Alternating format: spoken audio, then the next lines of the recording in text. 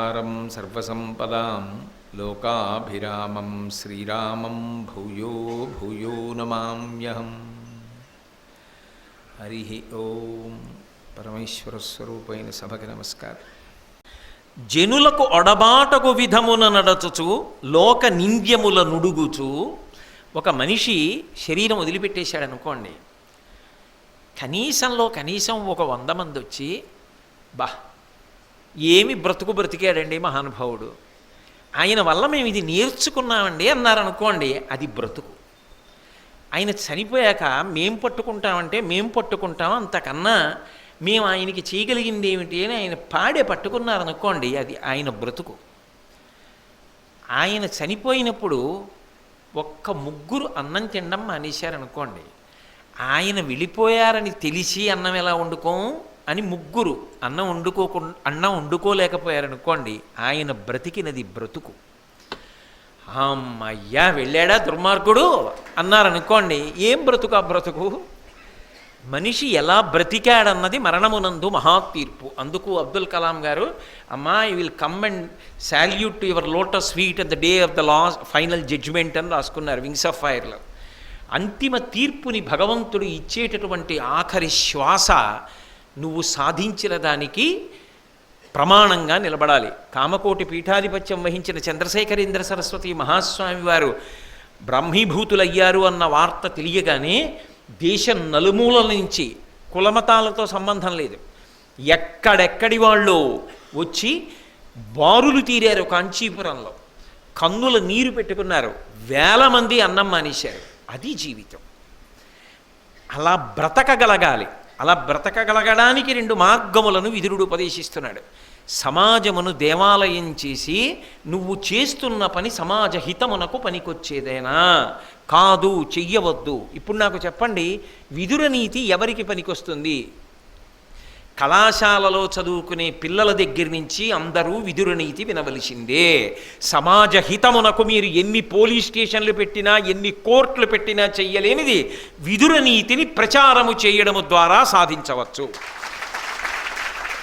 కాబట్టి లోక నింద్యముల నుడుగుచు మీదని ఒకని కలిమి కులుకక, 3వ విషయం చెప్తున్నాడు, ఎలా బ్రతకాలి అన్నది చెప్తూ ఒకడు నీకన్నా అధికుడు ఉన్నాడు. ఉండరండి లోకంలో.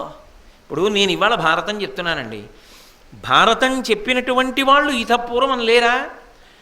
అసలు భారతం అనేటప్పటికీ తెలుగు నేల మీద గుర్తొచ్చేవాళ్ళు ఎవరు? మల్లాది చంద్రశేఖర శాస్త్రి గారు, మహానుభావుడు.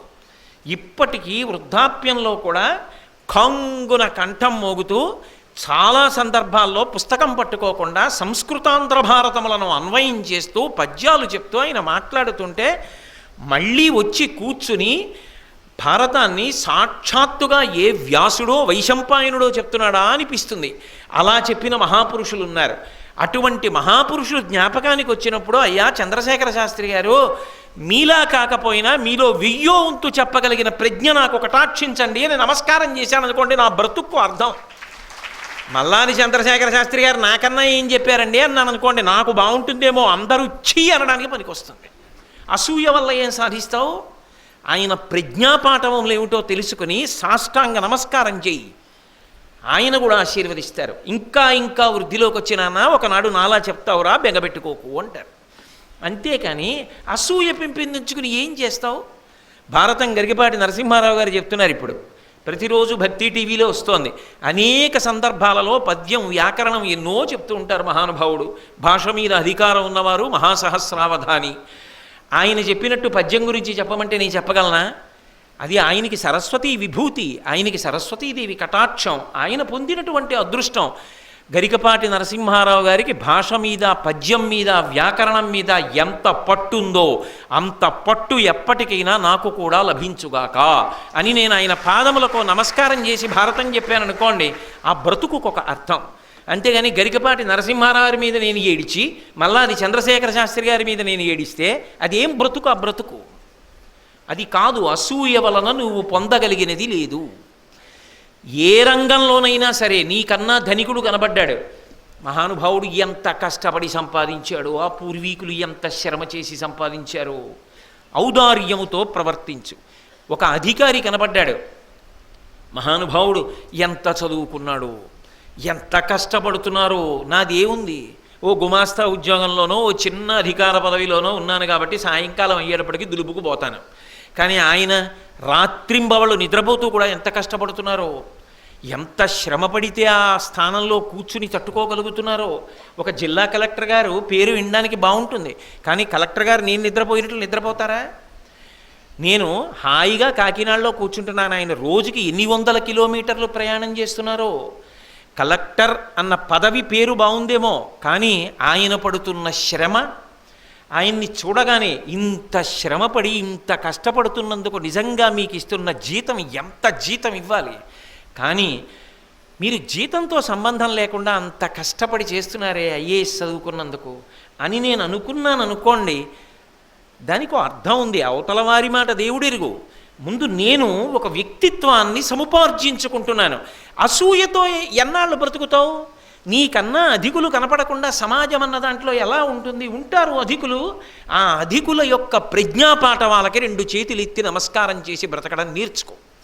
అంతేకాని అసూయ చెంది నీకన్నా గొప్పవారైన వారందరి మీద అసూయ పెంచుకుంటే దాని వలన నీకు వచ్చే ప్రయోజనం ఏమీ లేదు. ఎప్పుడూ మండిపోతూ ఉంటుందంతే గుండె. దాని వలన పొందే అది ఇంకొంచెం బాగా పెరిగి పరిణితి చెందిందనుకోండి, ఏదో బ్రహ్మరాక్షసైంది కురుపు అంటారే అలా అదొక క్రోధానికి వెళ్ళి క్రోధము ప్రతీకార ధోరణి పొంది అవతల వాళ్ళు బాధపడేటటువంటి అకృత్యములకు పాల్పడతావు.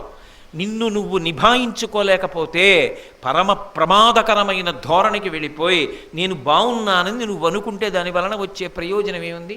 లోకంలో ముతక సామెత ఉంటుంది, కిందపడి కూడా భూమి మీద ఉన్నానన్నట్టు ఎవడం.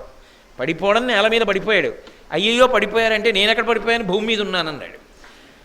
అంటే తప్పు చేసి కూడా అది తప్పు కాదని సమర్థించుకుంటే ఇహ జీవితంలో వృద్ధిలోకి రాడు. కనీసం చేసిన తప్పు తప్పని ఒప్పుకోవాలి. అందుకే దీనికి మూలకందం మనిషిలో ఎక్కడుంది అంటే అసూయ. అసూయ అత్యంత ప్రమాదకరం. అయితే మీకు ఇక్కడ ఒక చిన్న విశేషం చెప్పాలి. అసూయ పొందినవాడు పాడవుతాడేమో, కానీ అసూయ మీరు ఎవరి మీద పెట్టుకున్నారో వాడి కీర్తి పెరుగుతుంది. అదో చమత్కారం శాస్త్రంలో. వాడు ధర్మం పట్టుకున్నంతకాలం వచ్చే విశేషం ఏమిటో తెలుసా? వాడి కీర్తి పెరిగిపోతూ ఉంటుంది. అసూయతో ఉన్నవాడు పతనమైపోతూ ఉంటాడు. అయితే ఎవరి పట్ల అసూయ పెట్టుకున్నాడో వాడు ధర్మాన్ని వదిలిపెట్టకూడదు సుమండి. నేను మీకు ఈ విషయం బాగా ఎప్పుడూ జ్ఞాపకం ఉండడానికి తేలిక మార్గం చెప్తున్నాను. మనం తెల్లవారితే తాగే నీళ్ళే నీళ్ళు, గోదావరి నీళ్లు. గోదావరి దేంట్లోంచి వచ్చింది? అసూయలోంచి వచ్చింది. అదేమిటండి గోదావరికి అసూయకి సంబంధం ఏమిటంటారా? మహానుభావుడు దేశమంతా క్షామం వస్తే గౌతమ మహర్షి ఒకనాడు తన తపశ్శక్తితో ఆశ్రమవాటంలో ఎంతమందికో అన్నం పెట్టాడు. అంతా క్షామం వస్తే ఈయనొక్కడే తపశ్శక్తితో ఇంతమందికి అన్నం పెడుతున్నాడు, ఈయనకి ఇంత కీర్తి వచ్చేస్తోందని ఆయన దగ్గర అన్నం తిన్న వాళ్ళు ఆయన మీద కక్ష పెట్టుకున్నారు, అసూయ పెంచుకున్నారు.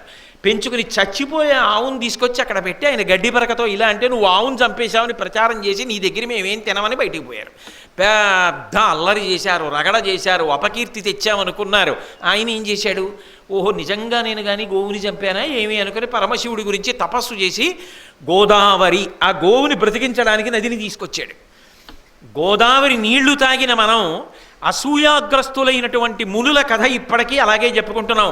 వాడు ఎన్ని విభూతి పుండ్రాలు పెట్టుకున్న వాళ్ళైనా ఎలా బ్రతికినా మునులని పేరున్నా ఏమయ్యారు అసూయతో అంటే గౌతముడి పట్ల అసూయ పెట్టుకున్నారు. గౌతముడు ఏం చేశాడు? ఏం బెంగ పెట్టుకోవాలి, అదే ధర్మాన్ని పట్టుకుని అదే తపస్సు చేసుకున్నాడు. గోదావరి నది వచ్చింది.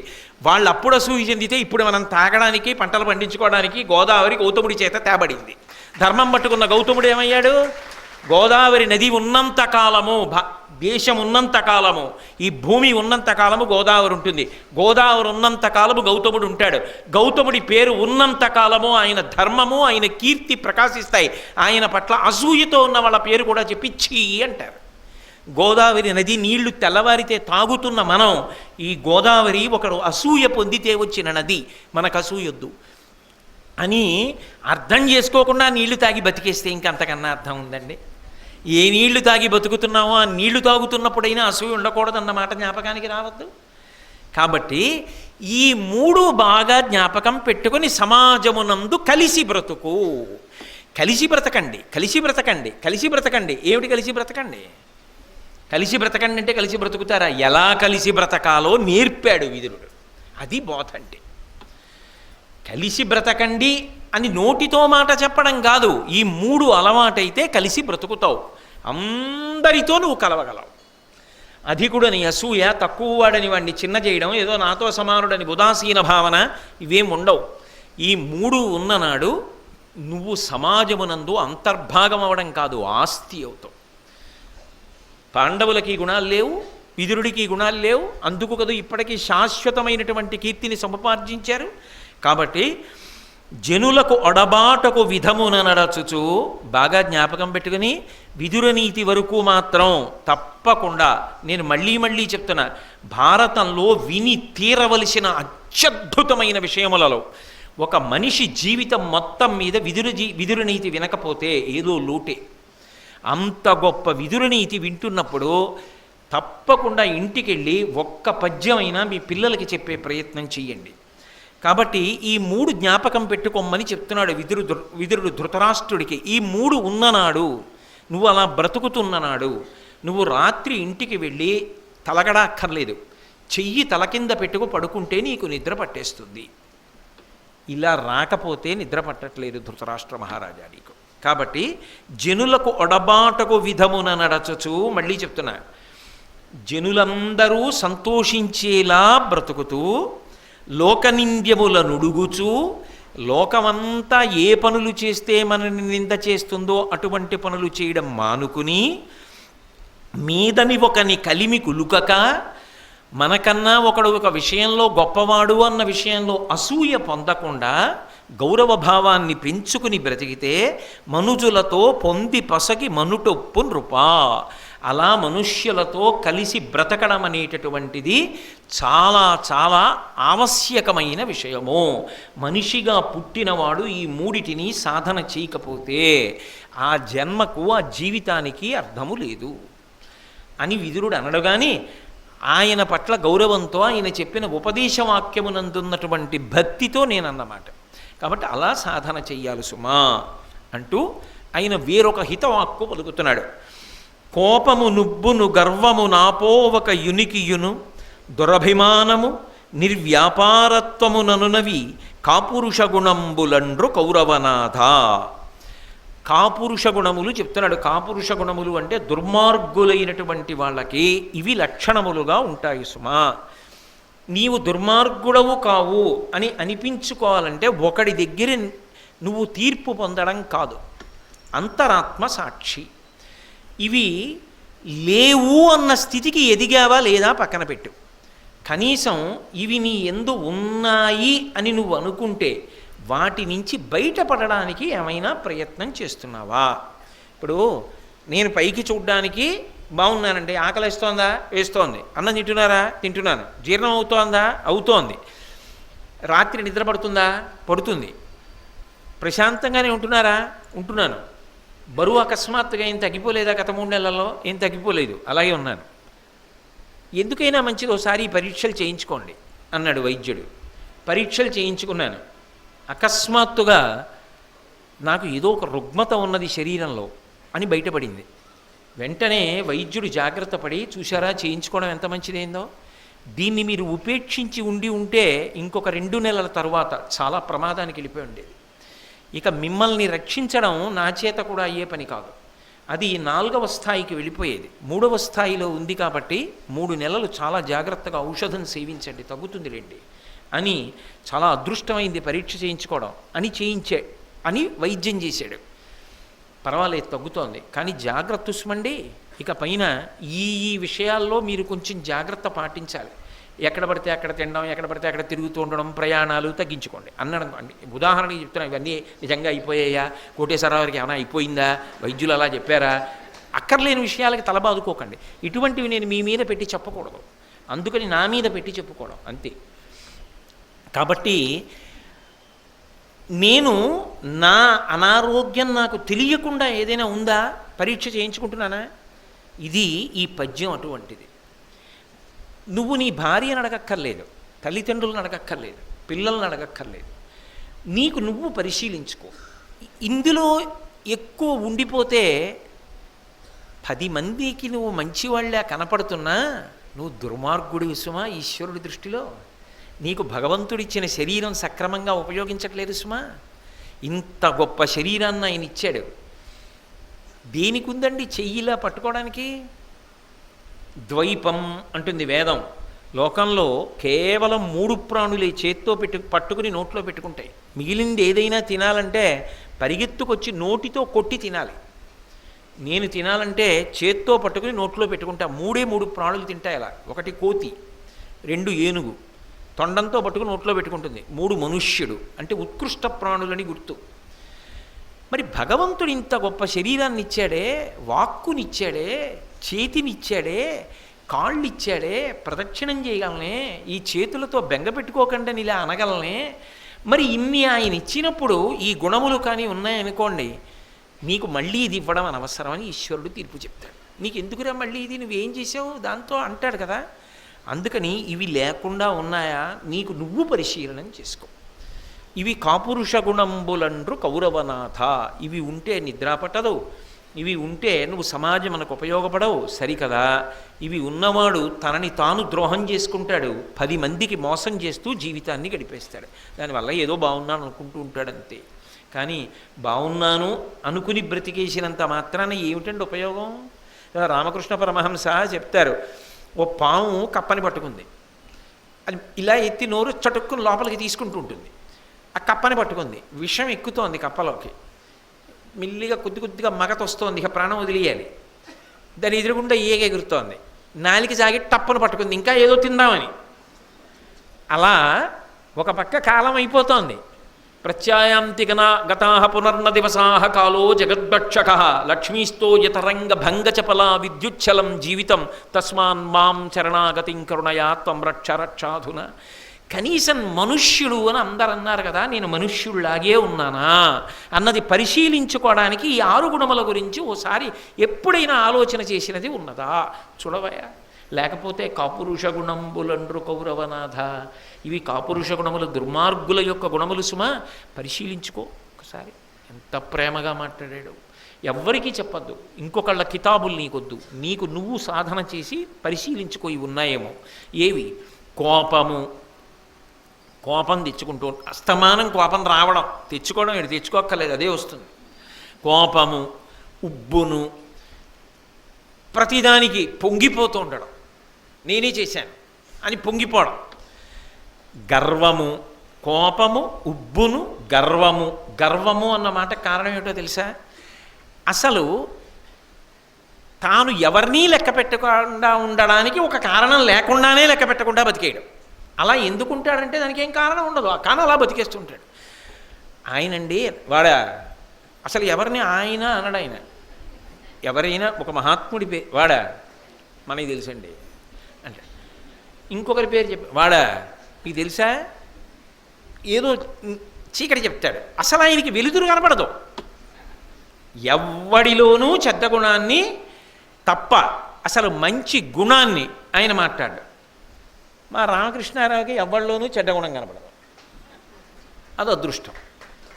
కాబట్టి కోపము, ఉబ్బును, గర్వము ఏ కారణం లేకుండానే, అంటే పోనీ ఆయనకన్నా ఈయనేమన్నా అధికుడా, తెలుసున్నవాడా, చదువుకున్నాడా, ఐశ్వర్యవంతుడా, బలం ఉన్నవాడా, దానికి ఏం కారణం లేదు. కానీ అన్నిటికీ ఏమంటుంటాడంటే అంటుంటాడు, ఇలా చూపిస్తుంటాడు, నాకన్నానేంటో అని. గర్వము. ఎందుకు చెప్తున్నానంటే బాగా నేను వెనకాతల మళ్ళీ ఇంకో మాట ఉంది, దానికి దీనికి తేడా తెలియాలి. కోపము, నుబ్బును, గర్వము, ఆపోవక యునికియు. తృప్తి లేకపోవడం, అసలు దేనికి తృప్తి ఉండదు వాడికి. దురభిమానము. దురభిమానము అంటే ఇక్కడ మళ్ళీ గర్వం అని అన్వయం కాదు. దురభిమానము అంటే ఏదో ఒకటి అట్టుకుంటాడు, దానివల్ల అన్నీ అంటుంటాడు. నాకన్నా ఎవడందంగా ఉంటాడండి అంటే దానొక్క దాన్ని పట్టుకుని ఇంకా మిగిలిన వాళ్ళు ఎందులో ఎంత గొప్ప వాళ్ళైనా పనికిరారు. దురభిమానము. నిర్వ్యాపారత్వము. ఏ పని చేయడు, అలా హాయిగా కూర్చున్నానంటాడు. హాయిగా అంటే ఏ పని చేయకుండా గడిపేయమంటే ఎంత సంతోషం. నిర్వ్యాపారత్వము. ఇవి కాపురుష గుణంబులండ్రు కౌరవనాథ. ఇవి దుర్మార్గులకు అంటే దుర్జనులకు ఉండేటటువంటి లక్షణాలు. ఇవి పరిశీలించుకో. అయితే ఇది ఏ సామాన్యమైన పద్యం కాదు, కొన్ని టన్నుల బరువైన పద్యం. కోపము ఏమన్నా మరి కోపం ఉండకూడదా? అసలు కోపం ఎక్కడి నుంచి వస్తుందో తెలిస్తే దాన్ని ఏమన్నా మనం బయట ద్వారం మూసేయచ్చు. అది వచ్చేది ఎక్కడి నుంచి వస్తుంది? ఇక్కడే కూర్చుంటుంది, అవకాశం కోసం ఎదురు చూస్తుంటుంది. అవకాశం రాగానే పైకి వస్తుంది. వచ్చే ముందు నేను వచ్చేస్తున్నానని నేను చెప్పదు, నేను పట్టేసుకున్నానని నేను చెప్పదు, వచ్చేస్తుంది అంతే. కామక్రోధశ్చ లోభశ్చ దేహే తిష్టంతి తస్కరా జ్ఞానరత్నాపహారాయ తస్మాత్ జాగ్రత్త జాగ్రత్త. ఇక్కడే కూర్చుంటుంది. ఎప్పుడు వచ్చేస్తుందో తెలియదు. ఉన్మాది కింద ప్రవర్తిస్తాడు. ముందు వాక్కు భ్రంశం అయిపోతుంది, ఏం మాట్లాడుతున్నాడో తెలీదు. అందుకే కోపం వచ్చేసింది అనుకోండి, ఆయనకి కోపం వచ్చి ఎంత గొప్ప పని చేశాడండి అన్నవాడు ఎవడు ఉండడు లోకంలో. కోపం వస్తే తన ఒళ్ళు తాను మరిచిపోయి ఏ పనైనా చేస్తాడు. అకార్యం చేయకూడదు. క్రుద్ధ పాపం న కుర్యాత్క క్రుద్ధో హన్యాద్గురూనపి క్రుద్ధ పరుషయా వాచ నరం సాధు నధిక్షిపేత్ అంటారు రామాయణంలో హనుమ సుందరకాండలో. క్రుద్ధ పాపం న కుర్యాత్క, బాగా క్రోధం వచ్చేసిన వాడికి ఇది తప్పు అన్న భావన అసలు ఉండదు. నకుర్యాత్క క్రుద్ధో హన్యాద్గురూనపి, ఎదురుగుండా ఉన్నవాడు గురువు అంటే పెద్దవారు అని ఆలోచించడు, ఆయనని చంపేయడానికి కూడా వెనకాడు. క్రుద్ధో హన్యాద్గురూనపి క్రుద్ధ పరుషయా వాచ, ఆ కోపం వచ్చేసిన వాడి మాట అదుపు తప్పిపోతుంది. వెంటనే ఏకవచన ప్రయోగం చేస్తాడు, ఒరే అంటాడు, నిందావాక్యములను పలుకుతాడు. అసహ్యకరంగా, అనాగరికంగా, సంస్కృతి రహితంగా మాట్లాడడం మొదలు పెడతాడు. క్రుద్ధ పాపం న కుర్యాత్క క్రుద్ధో హన్యాద్గురూనపి క్రుద్ధ పరుషయా వాచ నరం సాధు నధిక్షిపేత్. ఎంత గొప్పవారు కానివ్వండి, అధిక్షేపించి వాడెంత అని ప్రవర్తిస్తాడు. కోటి జన్మలెత్తి ఆయన సాటి కాగలనా? అది సాత్వికంగా ఉంటే వచ్చే ఆలోచన. ఆ క్రోధం వచ్చిందనుకోండి అసలు ఆ ఆలోచన రానివ్వదు, మనిషిని పశువుని చేసేస్తుంది. కాబట్టి ధన్యాస్తే పురుష శ్రేష్టా ఏ బుద్ధ్యా కోపముద్ధితం నిరుంధంతి మహాత్మానో దీప్తమగ్ని వివాంభస.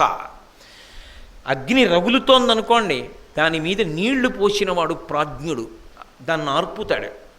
అలాగే ధన్యాస్తే పురుషశ్రేష్టా ఏ బుద్ధ్యా కోపముద్ధితం నిరుంధంతి మహాత్మానో దీప్తమగ్ని వివాంభస. అగ్నిని నీటితో చల్లార్చినట్టు అంతఃపరిశీలనం చేత తన కోపాన్ని తాను తగ్గించుకున్నవాడెవడో వాడు ధన్యాస్తే పురుషశ్రేష్టా, వాడు ధన్యాత్ముడు. అయితే ఎలా కోపాన్ని పరిశీలించడం? అది వచ్చి పట్టేసుకున్నాక పరిశీలించడం ఎలా అంటే, కోపం వచ్చినటువంటి సందర్భంలో కానీ కోపానికి వశపడిపోతున్నాను ఊగిపోతున్నాను అనుకున్నప్పుడు కానీ మొట్టమొదట నువ్వు ఒక్కడివే కూర్చో. అసలు ఎవరితో అన్వయం కావద్దు. ముందు ప్రశాంతపడిపో, ఒక్కడివే కూర్చో. కూర్చుని ఒక విషయాన్ని ఆలోచించు. మంచిదే, కోపం తెచ్చుకున్నాను. ఎందుకు కోపం వచ్చింది? అవతల వారు తప్పు చేశారు కనుక. మంచిదే, అవతల వారు తప్పు చేశారు కాదు అంటే ఒప్పుకుంటాడు ఆ సమయంలో? ఖచ్చితంగా సత్యమే, అవతల వాడు తప్పు చేశాడు కాదన్నాం. అయితే తప్పు చేసిన వాడికి శిక్ష వెయ్యడానికి తప్పు చేయని వాడైతేనే అధికారం. నీ జీవితంలో ఎప్పుడూ నువ్వు తప్పు చేయలేదా? నిరుంధంతి మహాత్మానో దీప్తమగ్ని వివాంభస. ఇప్పుడు అగ్ని మీద నీళ్లు పోస్తున్నాడు.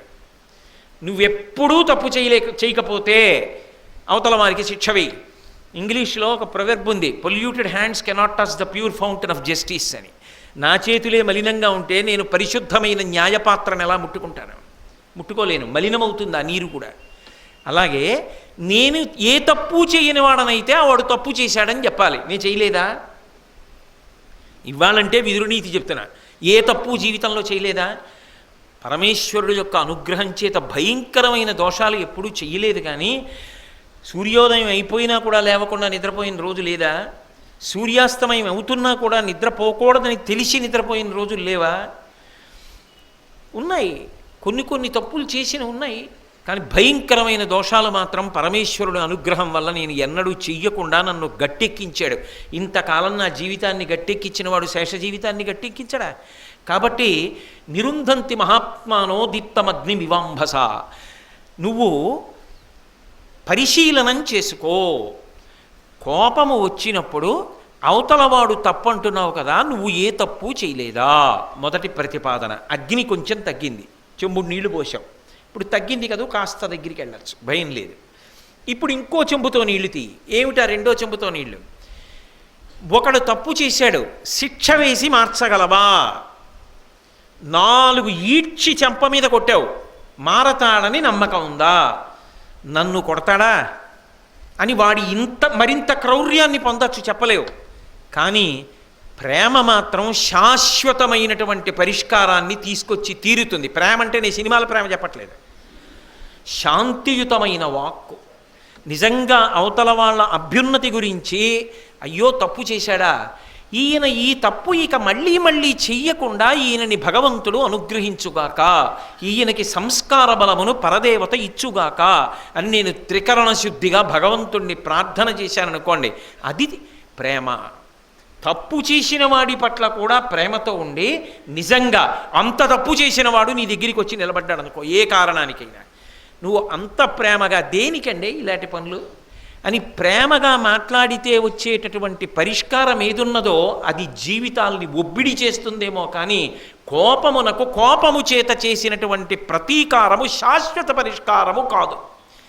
అవతలవాడు బుద్ధి తెచ్చుకుని మారితే ఏమో నేను చెప్పలేను, కానీ అన్ని వేళలా పరిష్కారం అవుతుందని చెప్పడం కుదరదు. అహంకారము దాన్ని మరింత పతనమవడానికి కారణం చెయ్యొచ్చు. ప్రేమ చేసినది కోపము చెయ్యదు. ఎందుకు ఈ కోపం నాకు, కాబట్టి నేను కోపం వదిలి ప్రేమను ఆశ్రయిస్తాను అన్నారనుకోండి, ఉత్తర క్షణంలో ఆ కోపం తగ్గుతుంది. అందుకే ప్రేమ భావన పొందాలి వెంటనే. మీకు ఒక ఉదాహరణకి చెప్తున్నాను సుమండి. ఏదో నా భార్య మీద నాకు కోపం వచ్చింది అనుకోండి, ఏదో చిన్న దోషం చేసింది, నాకు కోపం వచ్చింది. కోపం రాగానే ఏమనిపిస్తుంది? అప్పుడు తన యందు లేని దోషములు కూడా ఉన్నట్టుగా నాకు కనిపిస్తుంది, ఇలాగే చేస్తుంది. అప్పుడు అధికారం ఉందిగా భర్త, ఏదో అనాలనిపిస్తుంది. అప్పుడు ఎంతటి ప్రేమైకమూర్తి, నీ జీవితంలో కష్టసుఖాల్లో నీతో ఎలా కలిసి నడిచింది, ఎన్నిసార్లు నీ మనశ్శాంతికి ఆమె కారణం, అసలు నీ జీవితంలో నువ్వు ఊంచుకుని నిలబడడానికి ఆమె నీకు ఎంత ఆధారభూతమైంది. అటువంటిది ఒక చిన్న దోషం చేస్తే అంత విరుచుకు పడిపోవాలా నువ్వు? ప్రేమగా ఏమి ఇలా చేసావు, జాగ్రత్తగా చూడు అని ఒక మాట అనలేవా అని నేను అనుకున్నాను అనుకోండి, ఆమె యందున్న ప్రేమని స్మరించాను అనుకోండి, నేను ప్రశాంతంగా ఉంటా, నా వాక్కుకు పారుష్యం ఉండదు. అందుకే ఇది పరిశీలనం చేసుకుని విడిచిపెట్టే ప్రయత్నం నువ్వేమైనా చేస్తున్నావా? లేకపోతే నాకండి చాలా కోపం వస్తుందండి, అందుకే హడిలిపోతారు నన్ను చూస్తే, అదో పెద్ద గొప్ప విశేషమా? నేను ఇలా వస్తున్నాననేటప్పటికే పిల్లలకి హడల్, మా ఆవిడికి హడల్, నేనున్నంతసేపు ఇంటెన్సివ్ కేర్ యూనిట్లో ఉంటుంది మా ఇల్లు. ఏమిటి దానివల్ల గొప్ప? ఏమిటది గొప్ప? నిన్ను నువ్వు ఎప్పుడు పరిశీలించుకుంటావు మరి? అంటే నా బోటిగాడి గురించి నేను చెప్తున్నది, మీ గురించి కాదు. కాబట్టి కోపము అది ప్రమాదహేతు సుమా. దానివల్ల నువ్వు చెయ్యరాని పని చేసి పాడైపోతావు, కోట్ల జన్మల కిందకి వెళ్ళిపోతావు మళ్ళీ. అందుకని పరిశీలించుకో, జాగ్రత్త పడు. కోపము ఉబ్బును అంటే ప్రతి చిన్న విషయానికి కూడా ఇది నేనే చేశానని పొంగిపోతూ ఉంటాడు. ఆ పొంగు చిట్ట చివరికి ఎక్కడికి వెళ్ళిపోతుందంటే, ఎక్కడో అక్కడ దానికి ఒక చిన్న ఇబ్బంది వస్తుందనుకోండి, అప్పుడు మాత్రం పెద్ద నిందావాక్యం ఒకటి పలికేసి దిక్కుమాలింది, ఇది నాదేమిటి పాని అంటాడు. అంటే ఇది నాది అని అంత పొంగు నువ్వు పొందినదైతే అది పాడవుతున్నప్పుడు కూడా నువ్వే దానికి కర్తవ్యతానిష్టతో ఉండి, అరే ఇది పాడవుతోందని బెంగ కూడా పెట్టుకుని దానికి నువ్వే కదా సంరక్షించడానికి కూడా పూనుకుని ఏదో చెయ్యాలి, బాధతో కదా అది పూర్తవ్వాలి నీ చేయి దాటితే. అలా ఉండదు. రామకృష్ణ పరమహంస దీనికి ఒక అద్భుతమైనటువంటి ఉదాహరణ చెప్తారు. కొన్నింటికి రామకృష్ణ పరమహంస, శంకర భగవత్పాదులు వీళ్ళు చెప్పినట్టు లోకంలో చెప్పగలిగిన వాడు లేరు. వెనకటికి ఒకడు కొండ మీద ఇలా వాలుగా ఉన్న చోట ఒక గొప్ప భవనాన్ని నిర్మించాడు. కనపడ్డ వాళ్ళందరినీ పిలిచి మరీ చెప్పాడు, ఎక్కడ కడుతున్నానో తెలుసా? కొండ కిందన ఆ వాలు మీద కడుతున్నాను. అక్కడ నిలబడి చూసావనుకో సూర్యోదయం కనపడుతుంది, సాయంకాలం పెరట్లోకి వెళ్ళావనుకో సూర్యాస్తమయం కనపడుతుంది. ఉత్తర దిక్కుకు వచ్చాడు చూసావనుకో పెద్ద గాలి ఇయకుండా అలా పెద్ద పెద్ద చెట్లు పువ్వులు అన్నీ కనపడతాయి. దక్షిణానికి వచ్చి ఇంటి తలుపు తీసి నించున్నాం అనుకో, చల్లటి గాలి చెట్ల మించి, అది పూల చెట్ల మించి ఎంత పుష్ప పరిమళమో తెలుసా.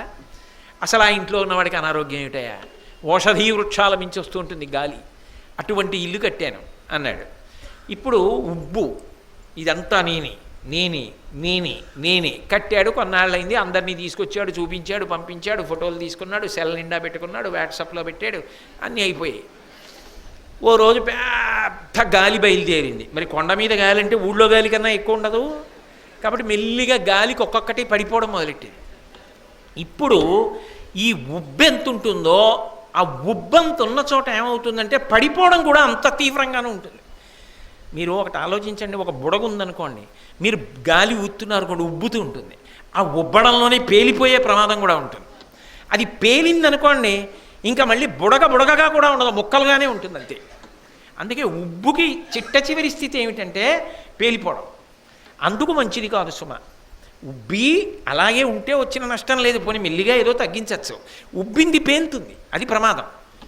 ఇప్పుడు ఇల్లు కట్టాడు కదా, పెద్ద గాలి వచ్చింది, ఎలా? దాని మీద మమకారం ఉంది, ఇది నాదని చెప్పాను చాలామందికి. రేపు పొద్దున ఏదే మీ ఇల్లు గాలి పడిపోయిందా, అక్కడ ఎందుకు కట్టావా బాబు, మరి ఇలా గాలి వాన రావు మన ఊళ్ళో, చూసావా ఎలా పడిపోయిందో అంట, మళ్ళీని అవమాన కారణం కదా. అప్పుడు దేవుడు గుర్తొచ్చాడు, తనది కాదట. అప్పుడు ఏం చెప్తే ఆగుతుంది ఇల్లు అంటే వాయువు కదా వస్తున్నది, అందుకని వాయుదేవుడా నీకు నమస్కారం, నాకు చాలా భక్తి, ఆపు అని బయటకు వచ్చి చూశాడు, అలాగే వస్తుంది గాలి. ఓహో ఈయన పేరు చెప్తే అప్పుడు వాళ్ళ అబ్బాయి ఇల్లు అంటే ఆపుతాడని చెప్పి, ఇది నా ఇల్లు కాదు, ఇది హనుమ ఇల్లు, రేపే బోర్డు పెడతా, హనుమత్ నిలయమో అని పెడతాను, పాడు చేసుకుంటే పాడు చేసుకో మీ అబ్బాయి ఇల్లు అన్నాడు. అయినా గాలేం ఆగల. ఓహో ఈయన హనుమంతుడి పేరు చెప్తే ఎందుకు ఆగలేదంటే హనుమంతుడికి దేని మీద నా ఆశ ఏమి, అందుకని కొడుక్కి ఇలాంటివి ఆశలు ఏం లేవని వదిలేస్తున్నాడు. కానీ రాముడి ఇల్లు అంటే హనుమ ఒప్పుకోడు కాబట్టి రాముడి ఇల్లు ఎలా పడగొడతావు నాన్న అని తండ్రిని అడుగుతాడు. అందుకని ఇది శ్రీరామ నిలయం అన్నాడు.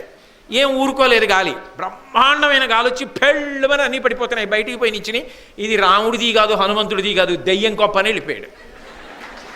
అదేంటి మరి కట్టినప్పుడు అంత గొప్పగా అన్నావు, పోయేటప్పుడు దయ్యం కొంప అంటున్నావు అంటే ఉబ్బు అలా ఉంటుంది, పేలిపోవడం. కాబట్టి ఉబ్బొద్దు దేనికి. దానికి పరిష్కారం ఏమిటి అంటే పొందకుండా ఉండలేవు. గృహస్థాశ్రమంలో మా అబ్బాయి అనకుండా ఎలా ఉంటావు, మా అమ్మాయి అనకుండా ఎలా ఉంటావు, మా ఇల్లండి అనకుండా ఎలా ఉంటావు, నేనేనండి ప్రవచనం చేసింది అనకుండా ఎలా ఉంటావు, అనుకో. కానీ అన్నిటికీ విరుగుడు మనసులో మాత్రం ఒకటి అనుకుంటూ ఉండు ఎప్పుడు, ఇవన్నీ ఈశ్వరుడు నాకు ఇచ్చినవి అనుకుంటూ ఉండు, ఇవన్నీ భగవంతుడు ఇచ్చాడు నాకు, భగవంతుడు నాకు ఇచ్చి ఆయన ఎంతో సంతోషంగా నా చేత ఇవన్నీ చేయిస్తున్నాడు. ప్రవచనం నేను చేయడం ఏమిటి, మహానుభావుడు విదురుడు గురించి చెప్పవలసి వస్తే నేనా చెప్పగలిగిన వాడిని, ఏం తెలుసని చెప్పను, ఆ విదురుడు అనుగ్రహించి చెప్పించాడు నా చేత. పగలంతా వర్షం, సాయంకాలం పిచ్చి పిల్లలందరూ వింటారని ఆగిపోవడం ఏమిటి, అది భగవద్ అనుగ్రహం అని అనుకున్నాను అనుకోండి. ఉబ్బు లేదు, పేలడం లేదు, రెండూ లేవు. దానికి కారణం వాడు కాబట్టి వాడు ఉబ్బవలసిన వాడు, వాడికి ఉబ్బడం ఉందేమో కానీ పేలడం లేదు కాబట్టి గొడవ లేదు. కాబట్టి నీ మీద పెట్టుకోకు, వాడి మీద పెట్టు. కొడుకు మంచివాడు, నా గొప్ప కాదు, మంచి కొడుకుని కందామని సంకల్పాలు ఉంటాయేమిటి, కొడుకుని కందామని సంకల్పం ఉంటుంది కానీ ఈశ్వరానుగ్రహం మాట వినే కొడుకునిచ్చాడు. ఈశ్వరానుగ్రహం స్వగృహేని సంకల్పం చెప్పుకొని ఏ చిన్న ఇల్లు, ఓ చిన్న ఇల్లు ఉంది కాకినాడలో, ఈశ్వరానుగ్రహం ఒకళ్ళ దగ్గర చేయి చాపన అవసరం లేకుండా హాయిగా న్యాయంగా సంపాదించుకు తినడానికి భగవంతుడు ఉద్యోగం ఇచ్చాడు. ఈశ్వరానుగ్రహం అనుకూలవతినైన భార్యనిచ్చాడు. నీకున్న వాటి గురించి నువ్వు సంతోషించవు, కానీ అది ఈశ్వరానుగ్రహం అంటూ అప్పుడు నువ్వు పేలిపోవడానికి పొంగిపోవడానికి కారణాలు ఉండవు. ఉబ్బుని పరిశీలించడానికి అది కారణం అవ్వాలి. కానీ చేయకూడని పనులన్నీ చేసేసి ఇవి చేయడానికి ఈశ్వరుడే నాకు అవకాశం ఇచ్చాడని మాత్రం అనకూడదు. అలా అన్వయం చేయడాన్ని శాస్త్రం అంగీకరించదు. మంగళాశాసనపరై మదాచార్య పురోగమై సర్వైశ్చ పూర్వైరాచార్యై సత్కృతాయాస్తు మంగళం. మంగళం కోసలేంద్రాయ మహనీయ గుణాత్మనే చక్రవర్తి తనూజాయ సర్వభౌమాయ మంగళం. ఉమాకాంతాయ కాంతాయ కామితార్థప్రదాయినే శ్రీగిరీశాయ దేవాయ మలినాథాయ మంగళం. సర్వం శ్రీ ఉమామహేశ్వర పరబ్రహ్మార్పణమస్తు. స్వస్తి.